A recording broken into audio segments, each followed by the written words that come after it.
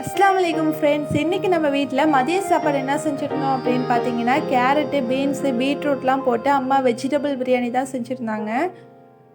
சாப்பாடு பார்த்தீங்கன்னா நல்லா பொல பொலன்னு அம்மா வந்து ஆக்கியிருந்தாங்க. செம்ம டேஸ்டியாக இருந்துச்சு.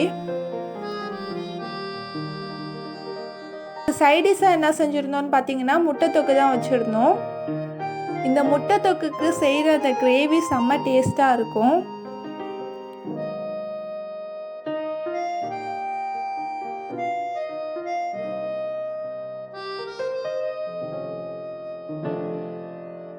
நெக்ஸ்ட்டு பார்த்தீங்கன்னா ஆனியன் ரைத்தா தான் வச்சுருந்தோம். பிரியாணிக்கு என்றைக்கு இருந்தாலும் ஆனியன் ரைத்தா வச்சா தான் செம்ம டேஸ்ட்டாக இருக்கும்.